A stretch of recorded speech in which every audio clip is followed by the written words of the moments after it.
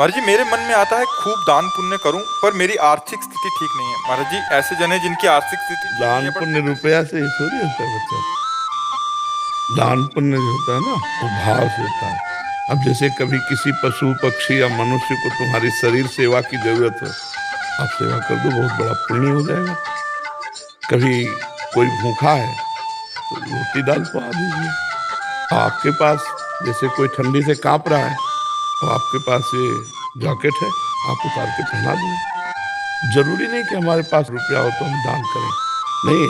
हमारे पास 4 रोटी अगर हमारे पास भाव है तो मैं आज भूखा रह जाऊंगा और वो 4 किसी को पवा दूंगा, ये सेवा बन गई, ये पुण्य बन गया, सुकृत बन गया।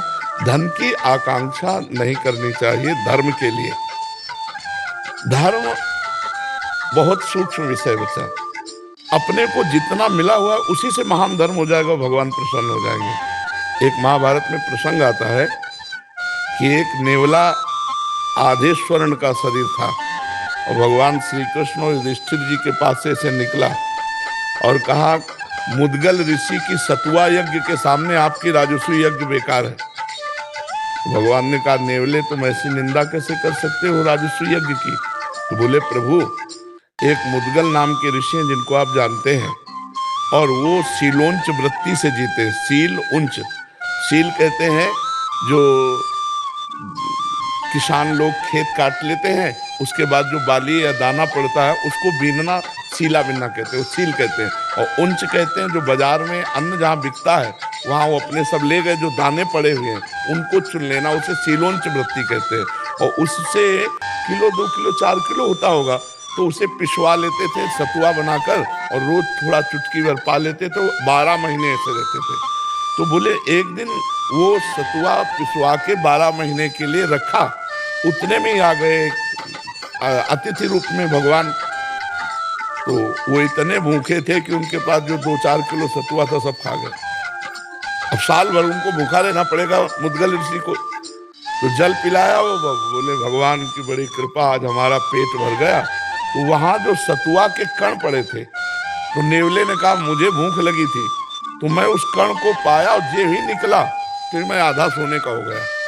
तो मैं सोच रहा था युधिष्ठिर जी की बहुत पुण्य यज्ञ हो रही है, तो जाऊंगा पूरा स्वर्ण का बन जाऊंगा, लेकिन सब जगह लोटा कहीं इसका मतलब मुद्गल ऋषि की सतुआ यज्ञ से बढ़कर तुम्हारी राजस्व यज्ञ नहीं है। समझ रहे हो? युधिष्ठिर की राजस्व यज्ञ और मुद्गल ऋषि की सतुआ यज्ञ, तो सतुआ यज्ञ की जय हुई, राजस्व यज्ञ उतनी बराबरी नहीं कर सकी। गरीब अगर एक रोटी भी दे देता है ना किसी को, उसका बहुत बड़ा भंडारा माना जाएगा, और बेईमानी से कमा के लाखों को भंडारा करे तो उसे भंडारा नहीं माना जाएगा। तो धन के लिए चाह मत करो, धर्म के लिए धन की चाह नहीं है, सत्य और निष्ठा की चाह है। धर्म के लिए सत्य और निष्ठा की चाह है। हमारे पास भगवान ने जो दिया है उसी से हम धर्म करेंगे, हमें धन की चाह नहीं करनी चाहिए। नहीं, धन की चाह फिर हमें पुण्य की जगह पाप में ले जाएगी। जितना धन की चाह बढ़ती जाएगी उतना ही पाप बढ़ता चला जाएगा, क्योंकि फिर हम निर्णय नहीं कर पाएंगे, धनांध हो जाएंगे। हम निर्णय नहीं कर पाएंगे कि धन सही है कि गलत है।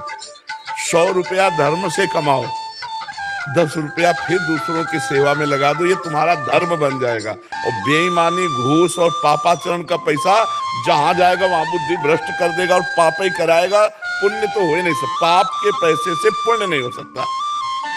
धर्म द्वारा कमाए हुए 100 रुपये से 10 रुपये निकाल दो, गौ सेवा, संत सेवा, भिक्षुकों की सेवा, बीमार की सेवा, वो बात मान गए।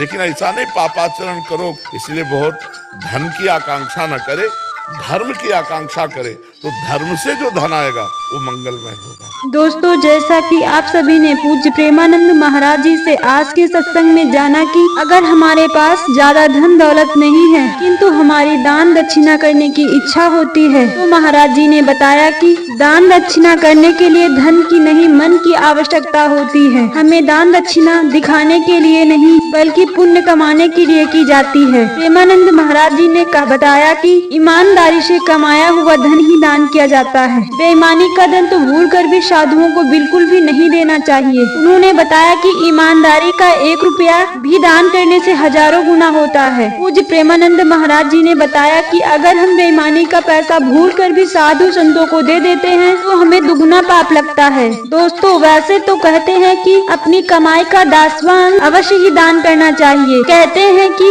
हमारे पास धन दौलत न भी हो तो चींटियों को दाना देने से, गाय को रोटी देने से, कुत्ते को रोटी देने से भी दान होता है। पूज्य प्रेमानंद महाराज जी ने बताया कि अगर हमारे पास कहीं से भी गलत पैसा आ गया जो कि बेईमानी का है, अच्छे काम का नहीं है, तो उसे साधुओं को बिल्कुल भी नहीं देना चाहिए।